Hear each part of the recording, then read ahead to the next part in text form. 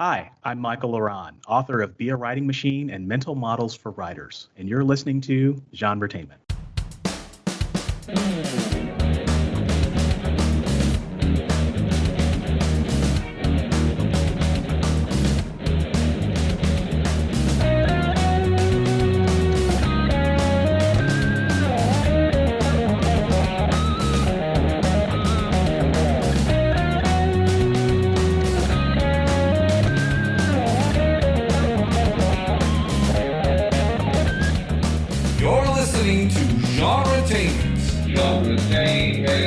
And here are your hosts, Marks and Julie. Hi everyone, this is Genretainment. We're your hosts, Marks and Julie, and what you just heard at the beginning of the show is our new music, courtesy of the full band duo McCarty.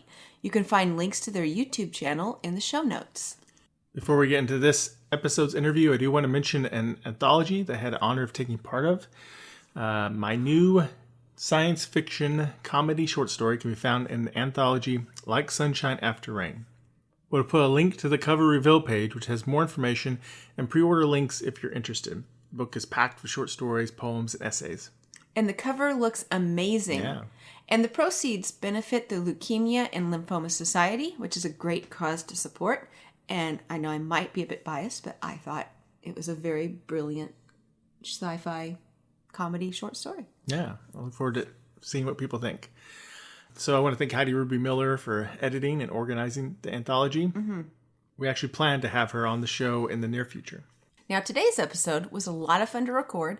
We're chatting with authors and podcasters Kate W. Taylor and Carrie Gessner. We talk about their podcast, Positively Pop Culture, our love of popular fiction, writing fantasy and science fiction, when to choose indie or traditional publishing paths, tips on how to query publishers and agents, handling rejection, not so fun, tips for publishing indie books, the benefits of writers playing role-playing games, and more. Lots of great stuff. And we're both guests on their podcast recently, too. Yes. Part 1 is out. We'll include a link in the show notes. Part 2 should be out very soon. Now let's get to the interview with Carrie Gessner and K.W. Taylor. Well, hi, Carrie and Kathleen. Welcome to Genretainment. Hello. Thank you for having us. Yes, thank you so much. Well, you two are the co-hosts of Positively Pop Culture podcast. Is it called Pause Pop? Because that's cool. Yes. Yeah. I like that. Can you tell us a little bit more about that podcast and a little bit about yourselves? Introduce yourselves a little bit to our audience. Sure, I'll let... Oh, I was going to let you go first. Go ahead. 3. We'll both talk at the same time. Yeah, so I'm Carrie Gessner. We all went, well, not all of us, but KW and I both went to Seton Hill, like Marks, which is where we met. And so we both have MFAs. And I write mostly science fiction and fantasy, mostly fantasy.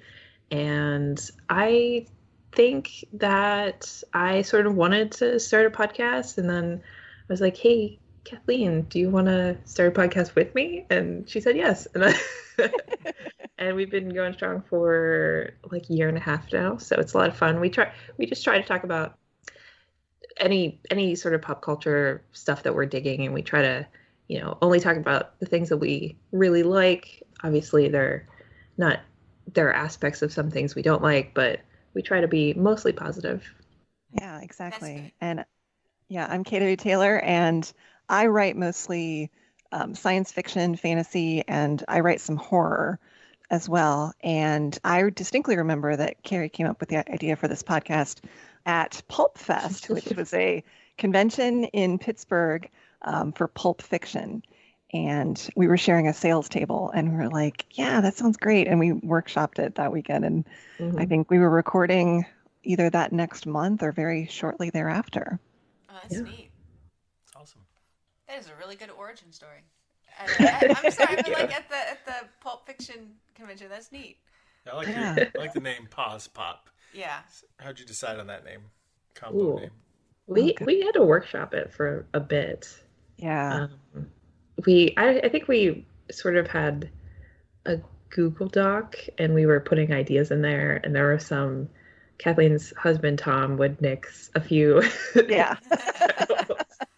He's like, no, He was our beta tester. Yeah. I think at first we tried to call it like Spec Fic podcast, and he really didn't like that or something. Yeah. I feel think we lazy. ended up. Ours was just Mark's. I feel lazy. Ours was Mark's goes, I got this great idea. How about genre-tainment? I go, that's cool. No, that's easy though. You guys are like way better at this. No. I think another problem was a lot of good names were already taken, and we definitely wanted to emphasize that it was all different kinds of pop culture, because we do discuss books, TV, music, games, video games, and board games, and we also sometimes just talk about sort of concepts. Like, I remember we've had multiple segments on like hiking and stuff, which is anything we enjoy. Yeah, one time KW was like, I want to talk about the rhizomatic approach to finding new music. And I was like, I don't know what that means, but sure. You start off and I'll try to follow.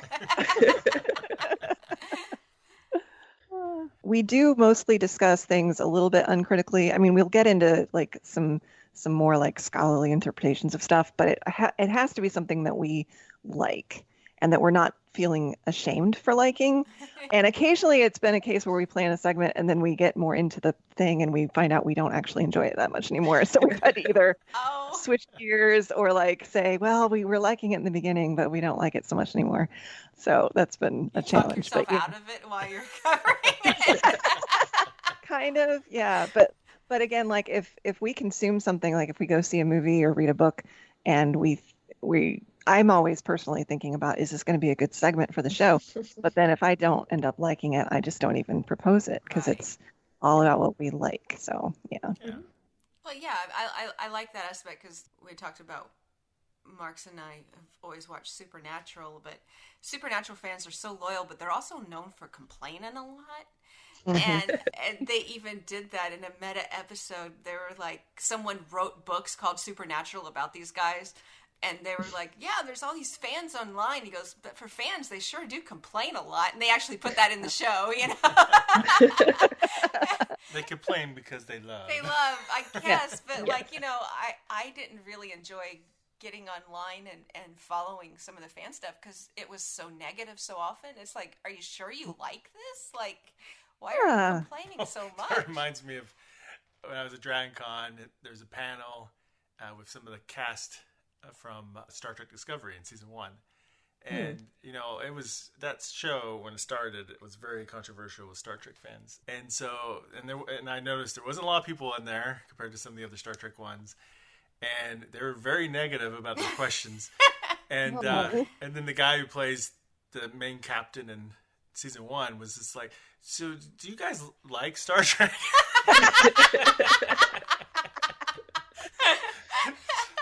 It was funny. It was hilarious.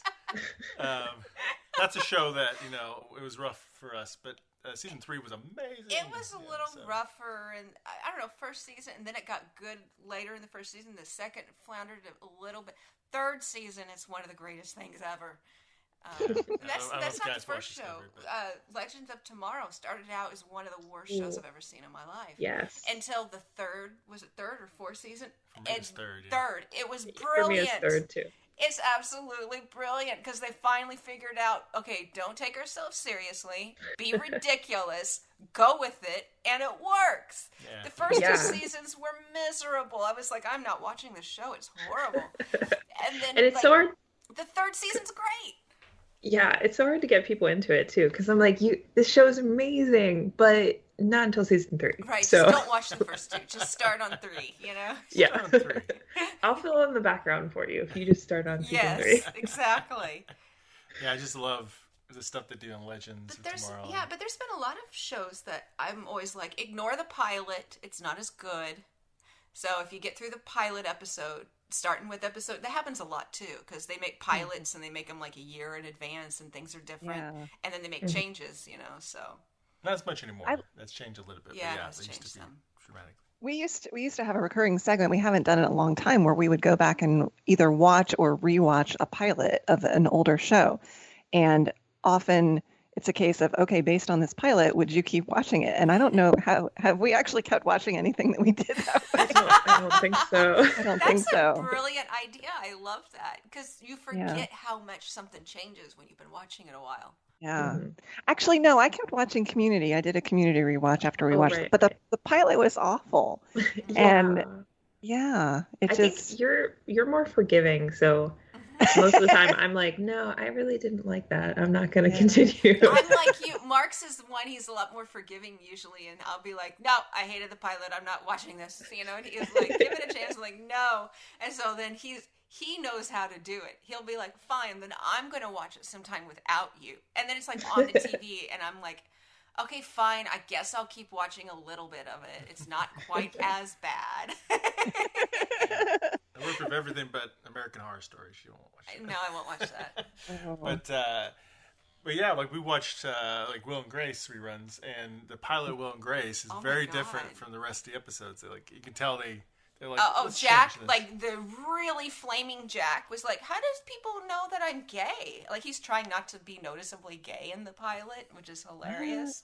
oh. And like he and Grace don't get along that well, and Karen doesn't know any of them except Grace yet. And then when Grace and I'm sorry, when Karen and Jack meet, they don't like each other as much. They eventually like each other, but it starts out rough, and then they grow to like love each other pretty quickly. But it's just so funny because it's like this is not at all like how it is later. Wow. Oh, that's wild. Any sci-fi fantasy, if I start watching it, I will almost Oh, always... Haven. I watched the pilot and was like, I do not want to watch this show. It's terrible. And then, like, he had me watch, like, episode, I think it was 7 in the first season. I was like, oh, that's actually pretty good. You know, it was something along those lines. But the pilot, I just didn't care for.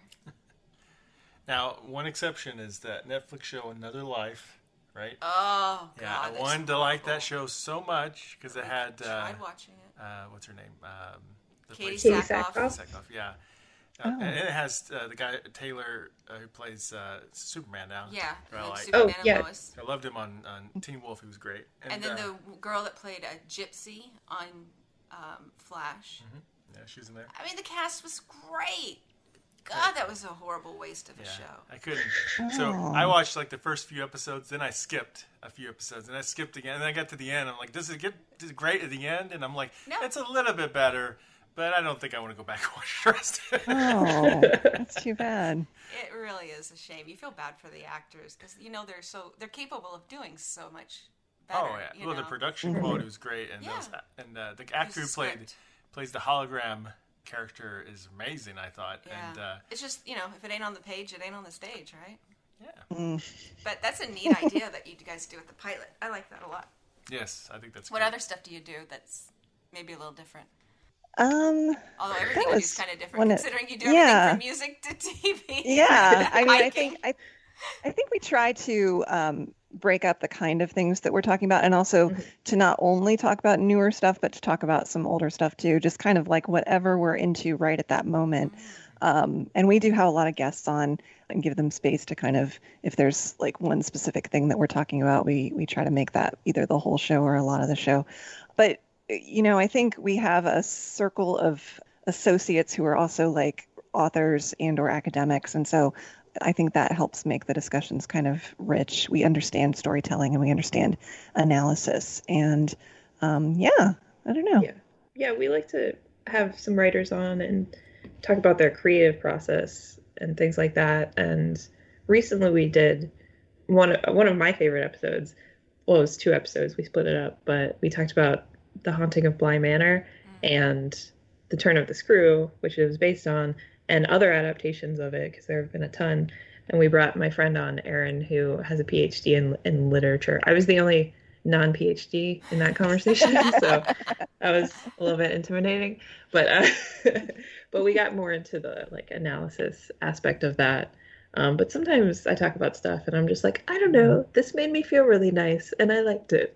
Yeah. Sometimes that's all it. I mean, there are other layers to it, but ultimately things are entertainment, right? I mean, so like if it's saying something but it's not entertaining you at the same time, it's kind of not doing part of its job. Yeah. That's right. Yeah. Exactly. Yeah. And I think we also discuss a good mix of high and low brow. And I don't agree with the idea that there necessarily needs to be a big separation between literary and popular Amen. anything. Yeah. Thank you. Um, Well, and that's like people talk about guilty pleasures, and I'm like, I have none. And they're like, oh, Yeah, come on. I'm yeah. like, no, because I don't feel guilty about any of my pleasures. I Yes. mean, like, if it's enjoyable, it's enjoyable. Exactly. All my entertainment is unibrow. Lowbrow, highbrow, and unibrow. It has been yeah. frustrating with the pandemic to not get certain avenues of experiential stuff. Like we have discussed if we see live plays or concerts, or I'd love to talk more about like museum experiences, but all of that is just totally off the table right now. So it's been a little bit more home entertainment centric Yeah. lately. So why don't Sorry. you guys tell us a little bit about, let's start with KW. Tell us a little bit about your writing background, like why you got into writing and some of your recent works. Yeah, so I've been writing for years and years. I've probably been writing since I was a little kid, but I really got pretty serious about it. I was doing a nonprofit job and I had a month off, which was unusual to take it all at once, but I did that year and I ended up writing a ton.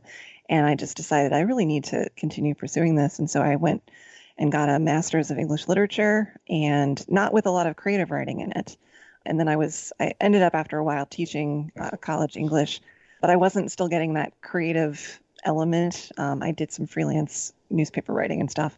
And eventually, after several more years, went to Seton Hill and did their MFA in writing popular fiction. And my thesis novel got picked up and published in early 2016 by Dog Star Books, and that's called The Curiosity Killers. And it's science fiction, time travel, steampunk. It's a little bit of all kinds of stuff. So if you like historical, if you like murder mysteries, there's a little bit of that in it. There's a little bit of romance. There's a lot of adventure. It's got a lot. I owe a lot of homage to classic time travel stuff of the 80s. I was a big fan of Back to the Future and Quantum Leap, but I also love steampunk, and so there's an element of that in it. Before that, I had published quite a few short stories, and I did have the first novel of an urban fantasy series published a few years before that. It's called The Red Eye. That publisher folded, so I'm currently looking for a new press to revive that series. And I'm working on something unusual right now that I'm sort of all of a sudden conceiving as a composite novel where it's a shared small town with a bunch of different stories, mostly horror stories set in the same town over different decades and different eras with different subgenres of horror and mystery. So That's cool. that's neat. yeah.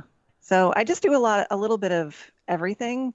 My short stories tend to be more experimental and a little bit scarier, and my long fiction tends to be a little bit more accessible and a little bit more mainstream. So yeah, that's kind of what I'm doing lately, while also trying to teach 4 college classes at once. And yeah, it's got a lot. So Are you teaching virtually or in person right now? oh, virtually. Yeah, I got my PhD in 2020, right at the beginning of the pandemic. So that was kind of stressful. Perfect time. And perfect timing. Yeah. And so this school year, I've been teaching all virtually for a couple different universities and teaching mostly freshman composition, a little bit of literature, and some business writing. Nice. Yeah. All right, Carrie. Okay, mine's not going to be as put together as that that pitch, but yeah, I mean, I've like most writers, I think I had an early interest in stories and storytelling. I loved to read as a kid, and I remember my sister and my neighbor and I would like write these short scripts and act them out and stuff like that. But I think I didn't really get serious about writing until college, and I was an English major, but sort of too scared to really pursue writing. And then immediately after, well, not immediately after, soon after college, I went into the Peace Corps, and we got sent home early, which was interesting. But when I got home, I was sort of like, what do I do with my life now? And yeah, I had read and written a lot while I was in the Peace Corps because there's some downtime.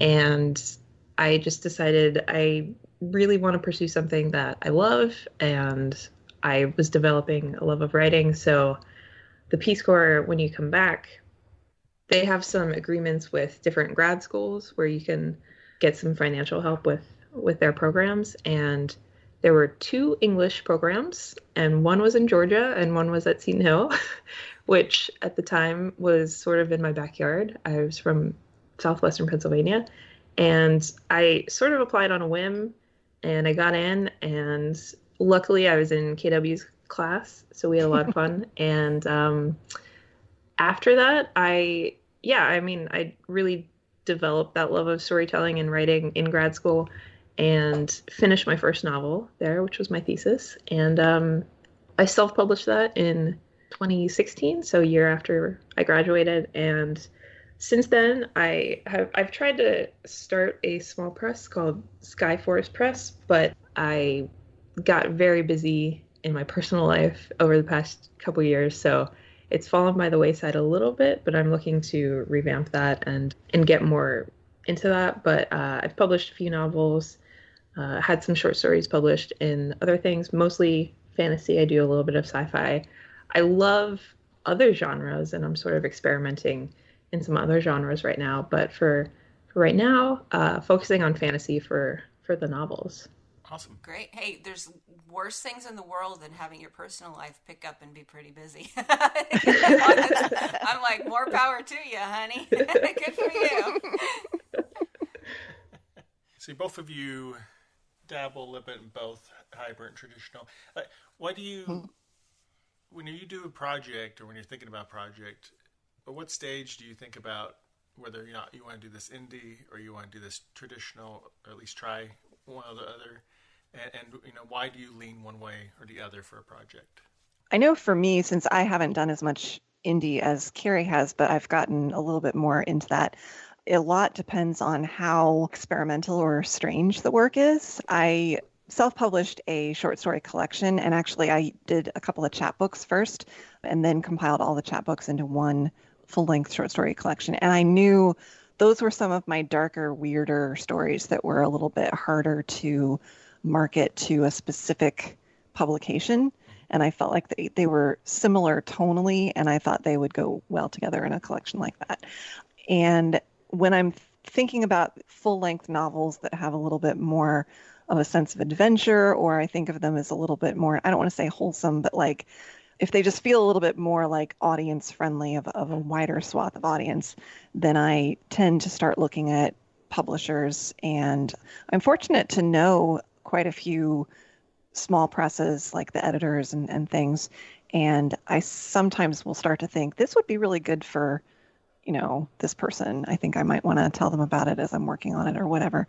But I don't have any compunction about going ahead and self-publishing something if I feel like I don't even want to wait to have this go through the submission process. I just want it out there. So those are usually my reasons for going indie. Yeah, that makes sense. I actually queried my thesis novel, but it's epic fantasy, which I think is a little bit of a hard sell because they're long and you're sort of automatically working with a series. So and your first name isn't Brandon. Yes, correct. I should probably just change it to Brandon. And yeah, so that didn't get a lot of interest, and I ended up going indie with that. So at this point, I'm really focusing on fantasy as my indie brand. All of my novels so far have been fantasy, either epic or I had a contemporary fantasy. I don't really call it urban fantasy because I don't feel like it fully fits that. But some of the other projects that I'm working on right now, I'm working on a mystery. I'm actually co-writing a romance novel, and I try not to make decisions too early in the life of the project, but for those ones, they seem a little bit more mainstream, and I'm just keeping the option open. If I want to go traditional with those, I might query those. I'm not going to let them languish, so if I don't get interest after 6 months or a year maybe, I can go ahead and self-publish those. But yeah, I think for me, probably similar to Kathleen, it's about marketability and if something fits sort of neatly in a genre versus oh, this is very weird, and it combines, epic fantasy with horror and all this stuff. So it's about set marketability, I guess. Yeah. It's nice to have that option to be like, well, it's not going anywhere with it. I can just publish it myself. Yeah, for sure. When you're, say, trying to query one of your stories to traditional publishers, is there a tip that you might provide? If someone's listening right now and they're in that process or going to query, something that a big tip you might want to share with them?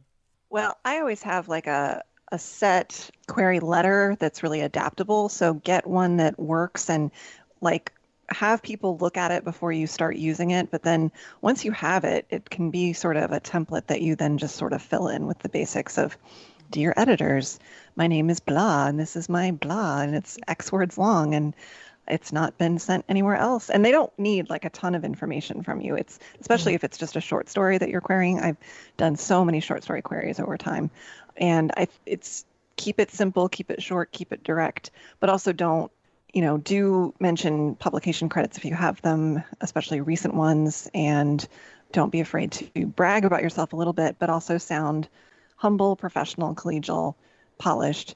And then one other piece of advice is don't have sour grapes about a rejection. Rejection is an opportunity.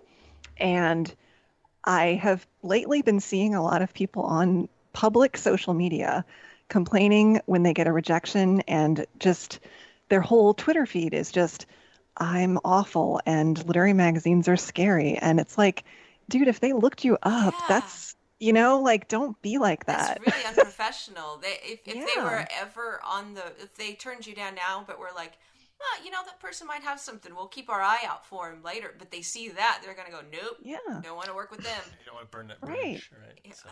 People, be careful what you put on social media. Come on. Exactly. I think everybody needs to do that. Yeah. Assume that your current and future employers and any future children you might have will see it at some point. Seriously. Yeah. But I think too, it's not so much that I see a lot of people bad mouthing a specific publishing entity, but they're bad mouthing themselves too. Oh, they do that to get attention. And that is really crummy. It's not a good look. I think of a rejection as a chance to think why it was rejected, but also to say to myself, it wasn't right for that venue for whatever reason.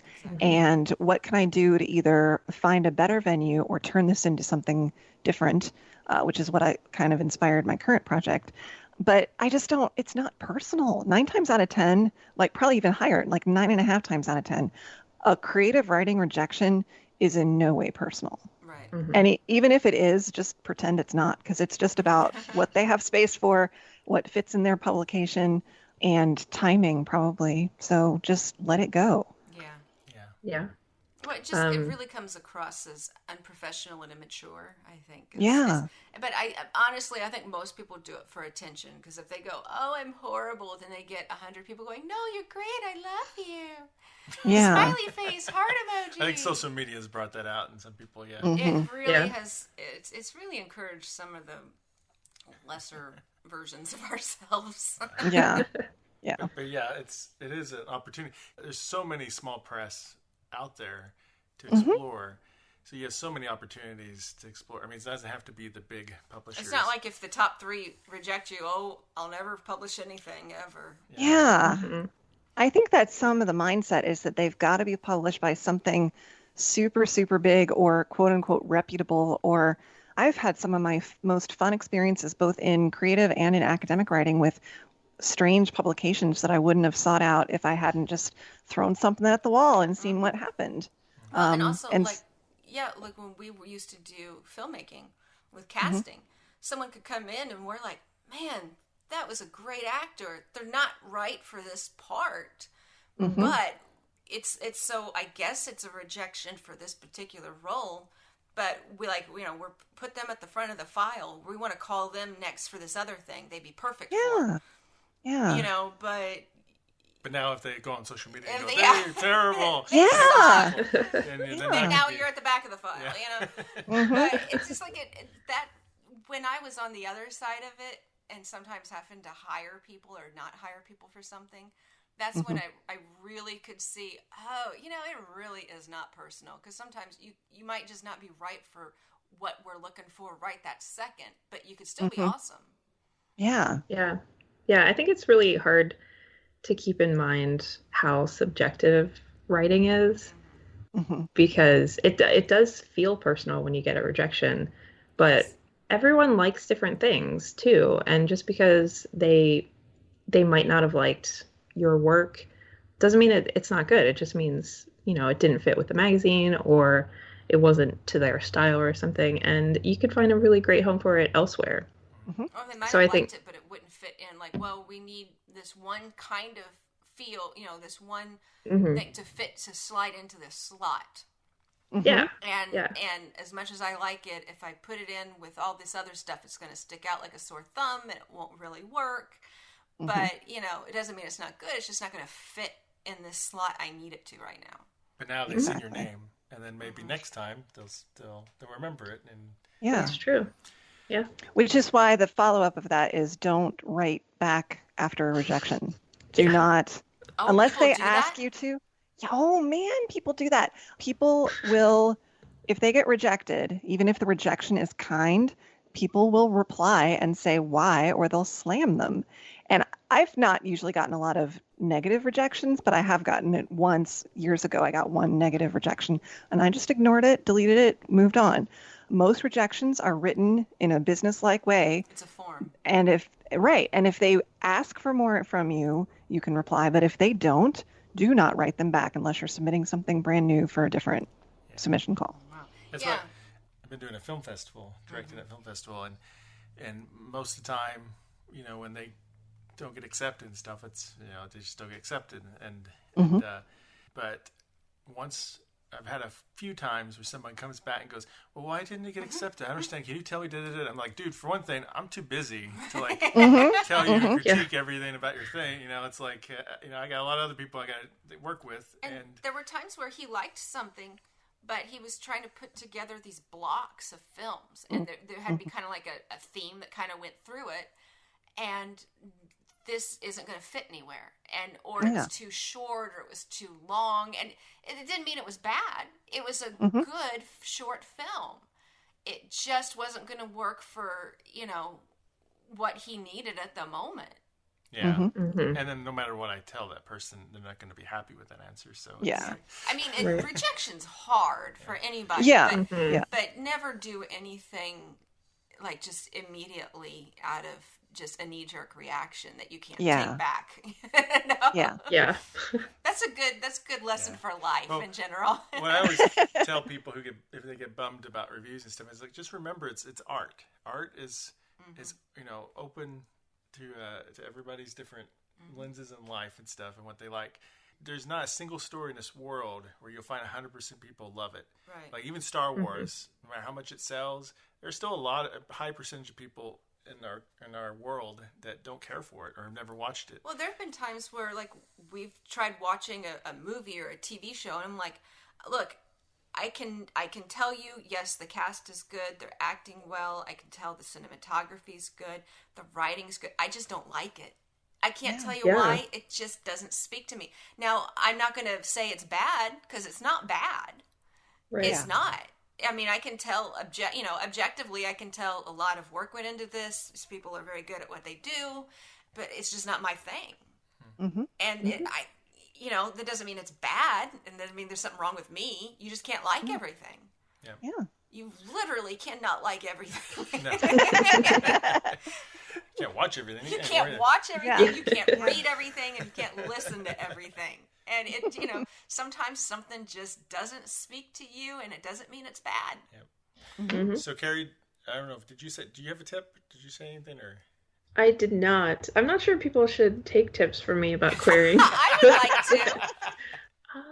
I mean, I feel like KW cover a lot of things, and the main thing is not to take things personally. I guess my only other tip would be do your research, because especially if you're looking for an agent, you don't want to just throw things against the wall. You want to be able to make sure this agent that you're querying actually represents the genre that you're writing in and things like that. And one thing that I like to do is take the books that I know that I really like and see who is agent to those authors and sort of start from there. And the same thing with short stories too. Just make sure you're sending it to an appropriate market and something that you would read, I guess. Yeah. So don't send your dinosaur erotica to a cozy mystery anthology, right? Yeah. Now I want to see if there's any such genre out there. There is. There's got to Yeah, be somewhere. there is. I feel like that was a piece of advice that I heard from Jim Butcher at some talk he did, that he like quasi quote unquote stalked the agent of somebody whose work he liked, and then ended up getting to be their client. So That's yeah. right. So stalk your agents. Quasi. You missed that part. Quasi, sorry. All right, so let's switch to indie, and you both have experience in that also. So, someone who's going to try to be an indie author or self-published, what's a tip you would tell them, something to watch out for or make sure they work on? I don't really talk about this publicly too much, but I do have a line under a pseudonym of romance novels that are just Kindle only. And I don't promote them. That name does not have its own social media presence. I just threw them out there to see what would happen, and I knew they wouldn't fit under my normal brand at all. And one thing I would say is that if you do that, be expected to not sell very much, because they haven't. I thought you were going to say, and then they sold like hotcakes. No. That So took a I think, hard left, I got to tell you. That story. No. Well, and it's because I haven't done any promo at all. And so I would say that the market for certain genres is very saturated.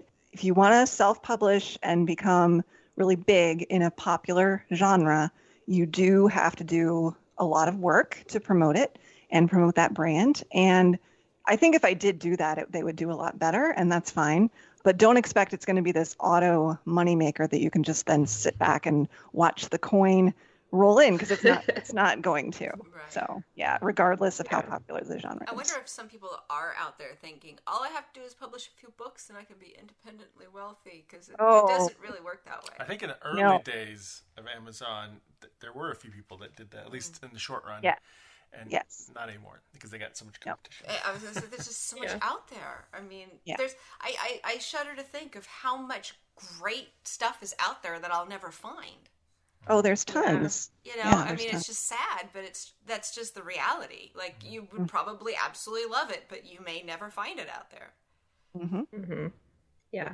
I am terrible at marketing. It's hard. Well, it's so easy, much easier to market someone else's, I think, for most people. It's weird. They kind of beat that whole promote yourself thing out of you in childhood. And then you get to be an adult and they're like, now go do it. Now go do that. Your livelihood depends on it. And it's just, I think my piece of advice would be, it's a good idea to sort of sit down before you release things and decide what you want your career to look like. Like Kathleen said, probably don't expect you to be able to quit your job in the next month, as soon as you release something. But with certain genres like romance, there are expectations of like very quick releases and things like that. And I think you see a lot of indie advice about, you want something new on the market every 90 days, which to me is just wow, because I write fantasy that's, 120,000 words long. Very sweet. So that, yeah. So that's not very possible for me. Although, you can do it if you want to release novellas and short stories and things like that. So I think you just have to decide what's comfortable for you, and don't try to mold yourself into someone who writes a whole romance novel every 3 months, and because you're just going to burn yourself out if you try to fit yourself into someone else's model. Know if thyself, that makes sense. Yeah. Totally. So you mentioned KDP, which is, if people don't know, it's like whenever you're exclusive to Amazon, and Kindle Unlimited. Mm-hmm. Either of you suggest KDP or going wide or some kind of combo or something? What's your stances on those? I've only used just Kindle and Amazon, and I know that's probably not great, and you should diversify, but the Nook platform, I used to have a Nook. I still have it, but I just don't use it. And yet that platform died pretty quickly. Most people who have e-readers either have a Kindle or they've got some device that you can put the Kindle app on. Even iBooks is not as popular as Kindle. So if you want to go a little wider, the only thing that I would suggest adding personally is iBooks. But Carrie may have another opinion on that. I just do that because it's easier and it is the biggest market. So, yeah, there are advantages to either. KDP is cool because if people are enrolled in Kindle Unlimited, if you put some short stories out, or the first couple, I think that my first 2 books are on Kindle Unlimited, so they can read those technically for free. They're paying their monthly subscription. That can be a really good way for people to discover you. Maybe they don't want to spend $5 on your novel, but if it's free and they like it, they might buy the things you put out later. But also, there are advantages to going wide too. I publish through Ingram as well, so they distribute both print books and ebooks. And on the one hand, it's a little bit easier to get into indie bookstores because Ingram is pretty reputable and they don't just want to buy stuff from like what used to be CreateSpace, which is the Amazon publishing platform. But at the same time, your royalties go way down when you do that because you're adding a middleman. So you can definitely get better royalties just through Amazon. But I think it just depends on, do you want to do a push to your local bookstores and try to get them to stock your stuff, or do you want to appeal to people who maybe don't want to buy stuff through Amazon right now, or do you want that accessibility of Amazon? So it seems like whatever you choose, there's always a little bit of a gamble involved. Mm-hmm. Mm-hmm. Because you'll never know what would have happened if you'd done it the other way instead. So you can only right. You can only just, I don't know, do what feels right, I guess, at the time. Yeah. Think about how much time you can devote to it as a project, and whether you want physical stock on hand for yourself too. That's what makes me with the romance line just go with ebook only. I don't want them sitting around my house. Are you sure these romance not erotica? Because I've read some romance. I ain't bad. Nothing wrong with that. No, it's not. It's just like I put those out during the first months of the pandemic, thinking this is just going to be ebook because nobody's going to bookstores right now. So yeah, that was more the reason. Yeah. No one's going to the bookstore and getting some coffee and hanging out there for a couple of hours, Exactly. Well, at least they shouldn't be. They shouldn't be. Let's phrase that a different way. They really shouldn't be right now. Mm-hmm. Romance is really popular in ebook form Yes. too. Yeah. Yeah. For sure. So, slightly switch topics. Role-playing games. Yes. I love role-playing games, and I know that Carrie, you were talking on your podcast recently about Critical Role, and then I know KW told me that you do a podcast about role-playing games. Yeah. I'm just a cast member. This is a show called The Cast Perilous, and it's an actual play RPG based in the low fantasy gaming system, which is semi-based on first edition D&D. And we've been doing that for over a year. I think that we have 5 player characters and then our GM. And there's several episodes out and more coming. And that's been a ton of fun. And I think that our GM and producer tries to make it more like improvised collaborative storytelling more so than pure only gaming. Like there is a lot of storytelling element that all the players are bringing to the table. So that's been, it's really fun. Yeah. And who's your character? Oh, my character is named Jolie Elderwood, and she is a kind of a rogue character. She likes money more than people, but she does have a soft side because she's got this little tiny kitten that she carries around in her pocket with her. Awesome. But she's very much like the Anya character of the group. She's quite, she just wants to go for the payday all the time. Is she afraid of rabbits? No. She's a friend to all animals, but she's also kind of like not terribly intelligent and just wants to brandish her sword a lot. So Now you know someone ain't right in the head if they don't like bunny rabbits. I'm just saying. yes. Our youngest daughter is a rabbit, so. Oh, That's cute. It's a very fun podcast. It sounds sorry. like it. Yeah. thanks. Yeah. We'll have to share the link on the show notes Yeah, to that. we're a multi-species Yeah. household. We have kitty cats and a bunny rabbit. So. Aw. That's cute. And Carrie, what's your Yeah. what have you been doing with role playing games? Explain your geez. role-playing situation at the moment. Oh no. I actually only recently got into RPGs. I've wanted to for a while, but sometimes it can be really intimidating. Yes. It there are is a lot of when you rules. start. I got in it through Mark's, and there's times it's a little scary. Yeah, Math. for sure. Well, no, okay, she can back me. You're probably like me. I there's times I enjoy role playing, and there's times if I'm with a group that's like they're all a bunch of rules lawyers, and they argue that, and it takes a half hour for each person to do a turn. And and then they're arguing, no, if you add this up and this and no, and they can argue for 15 minutes. I really just want to leave. I mean, and Mark knows, I literally will put my head down and fall asleep, and I say, just wake me up when it's my turn. He wakes me up. I say, what happened? He did this, he did that, he did this, he did that, he did this. It's your turn. I say, okay, I did this. Boom, I'm done in less than 2 minutes. Seriously, people, it's not that hard.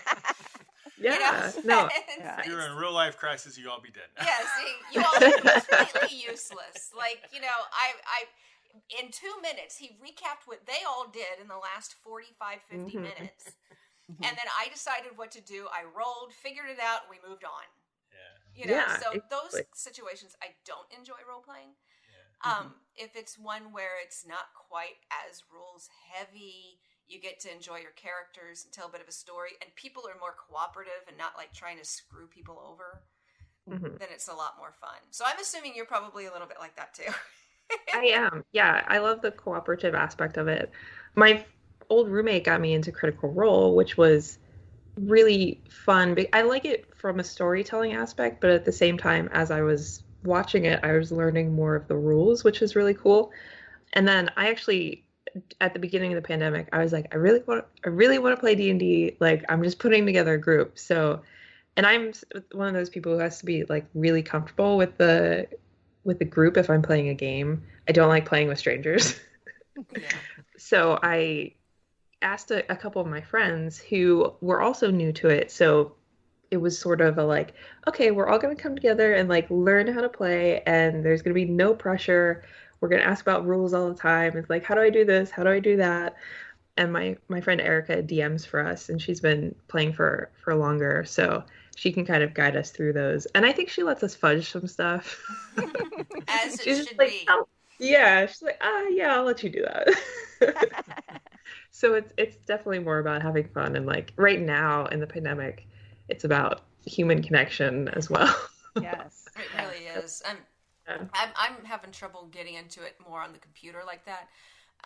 For me, it's like, it's so weird not to like be like sprawled out on the sofa or on the floor, and I've baked brownies, and like I've always been one to like, whenever we'd have a role-playing session, I'm like, oh cool, I'm gonna bake something, and then I make something, and then make sure we have enough things to drink, and it's like this big social thing for me, more so than the actual game, Yeah, for sure. And so it's a switch. I just did it for the first time online, and Mark's was the GM, and I was just like, it was so hard audioly, because like I insisted that we stay in the same room. Like, I can't be in the separate room from you because I'm gonna need your help, And so I was like, everybody just deal with the echo. I don't care, I only knew one person besides Mark's in this whole group. I was playing a magic character, which I've never played a magic character before. I never played these rules before, and I never did it on computer before. Like, I'm in the same rule. Played Mutants and Masterminds. Oh, it was Mutants and Masterminds. Yeah, I have played that. I loved. We did a Mutants and Masterminds years ago, and I created a character. It was so cool that I literally decided I would like to put her in novels. Oh, cool. Awesome. Yeah, that's awesome. I spent probably a little bit too much time developing that character for that game. Part of the fun. You guys should try sometime. I mean, play the games you want to play, of course. But if you're ever curious about other games, cool game system is like Fate, and also the Apocalypse powered by Apocalypse. I think it's called Apocalypse World. Yeah, Apocalypse World. Yeah. That rule system is used in a bunch of other games. I did like the Mutants and Mastermind. This one we did was kind of fun, but the one we did before, where you and I both had different, we didn't realize we had created separate characters separately that like basically were the absolute antithesis of one another. I mean, all of a sudden we were sitting next to each other and I just busted out laughing and said, you know, my character's good, has to like by nature has to hate your character. And he was like all corporate and I was all like for the environment and wanting to take down these big corporations. And I'm like, so basically your character's my character's enemy. So then he and I decided we were going to have fun with it. And so we were like having arguments, like, and his character's flirting with me and I'm like trying to argue with him. And it was hilarious. I mean, it was literally, I think, the most fun I've had, except that one time I played a Wookiee. That was pretty cool. I've played a lot of different games over the years. I've done, I was doing a Space Finder game for a while last year. I kind of fell off of that. I've played Vampire. I was playing Dark Heresy for several years at a time, and then the pandemic shut that game down. So, yeah. Gosh, actually, Carrie and I were talking about starting a Fiasco campaign, but we haven't managed to figure out how to do that online yet. Is there a type of character you all gravitate towards? Because I played for the first time, because he needed someone to do it. I played this magical character, and I think I kind of sucked at it. But I've always played like combat-oriented characters, and that's just something I've always just been good at. So, is there one that you all kind of gravitate towards, or do you just like to mix it up? What is your current character, Carrie? What is she more like? My current character is a Warforged monk, so they're actually non-binary. Oh, okay. They don't understand gender, but their name is Cart. And yeah, I, much like Julie, I gravitate toward combat stuff, and I figured that out through video games because I know Kathleen and I have talked about this. I just like to get a big sword and hit things. Thank you. And you know, if you can ever in real life just grab a big stick and hit stuff, it makes you feel a lot better too. Exactly. Yeah. So my character right now is a monk, and I'm probably going to take a level in barbarian. So we'll see what comes of that. But I've experimented with creating a few more characters, and yeah, I just always am like, I want to hit things, I want a sword, and I don't really deal with the magic aspect of things. And see, I like to play, this rogue character is a little unusual for me, although she gets by with like her street smarts and stuff, but like she's a little bit more fighty than mostly I like to play really nerdy magical characters, or if it's in a contemporary setting like a hacker or something, who may not be always that powerful in a fight, but they're going to be the one to get you in the building, or has high dexterity or something so they can sneak around. When I played Vampire, I like to play Toreadors, who were the artistic ones, but they also could do like hacking and a little bit more negotiation skills and stuff. Oh, that's cool. Yeah, see, I like to do the snarky, smart alecky, like to hit things. But the neat thing about the role-playing is, though, that, I mean, you need a variety of those characters, because if everybody is just like, I like to go be a smart aleck and hit things, it's just not as good a campaign, right? I mean, no. Yeah. And so you need to have, like, all these different types of characters to really kind of balance it out. Exactly. Yeah. And that's what makes it fun. Yeah. My characters get into not arguments, but I always like want to go punch things, and the other party members are like, wait, we have to interrogate this person. Do not kill him. Oh, you're a woman after my own heart. So as authors playing role-playing games, have you found anything from your role-playing game experiences that have helped you in your writing? I have trouble writing combat, so playing more RPGs, even if I'm not a combat-heavy character, is actually helpful.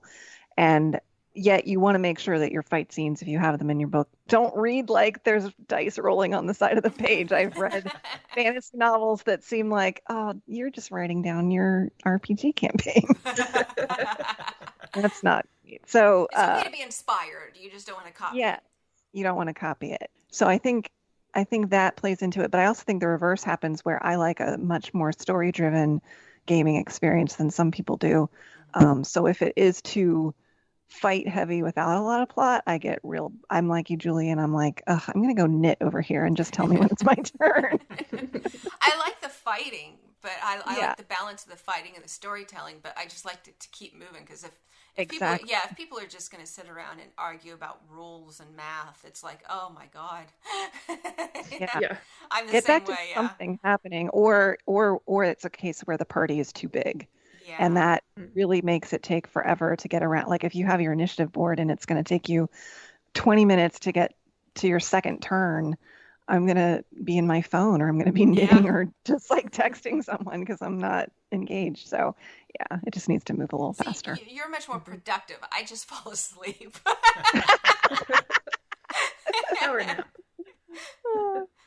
I think for me, I haven't brought my RPG experience into novel writing too much, probably because I just haven't had a lot of drive during the pandemic. So I've only really started to like sit down and start writing stuff again this year and late last year. But I think, yeah, it's going to help me with combat a little bit just to get those beats down, because combat is not my strong suit in writing. But I think also it's opened me up plot wise a little bit, just in terms of I'm not someone who needs to outline every single page or chapter or whatever. I kind of have a broad outline, but I like some of the randomness of RPGing, like if you roll a 1 and then you've got to roll the D100 to see, and the DM uses one of those charts to be like, what consequence is going to happen? I think it's sort of a reminder to keep myself open to, okay, we're not just following the one through plot. We're going to have some complications here, and we're going to insert some NPCs and different things like that. So I think it's just made me think about storytelling in a broader way. Yeah, you got to roll with the punches, so it teaches some flexibility.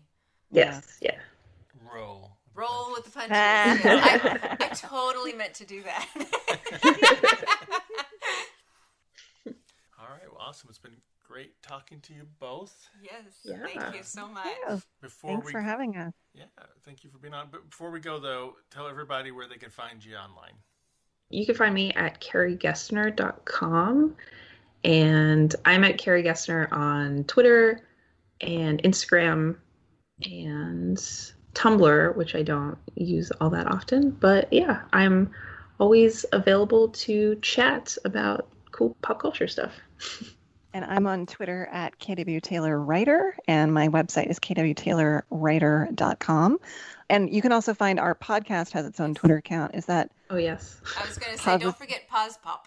I forgot about it. Twitter at Pause Pop Podcast. Yeah, is the Twitter. Say that 5 times fast. Yeah, really. I think we try to do positively pop culture for all of the things, so that's our email, but then it wasn't available for Twitter. So But yeah, check out our show, and your show is awesome, and we're so honored to be here. Thank you. yeah, thank you so much. Hey, this is Jeff and Francis, We're from Super Geeked Up. and you're listening to Genretainment. Well, thanks again for being on the show, Kathleen and Carrie. Check out the show notes for links to their podcast, websites, and Twitter handles. And don't forget, you can find Genretainment on Spotify, Stitcher, or likely any of the other podcast players out there. You can also find archived episodes at markspile.com, and any day now, we should have a new genretainment.com site up. Well, that's it for today's Genretainment. Until next time.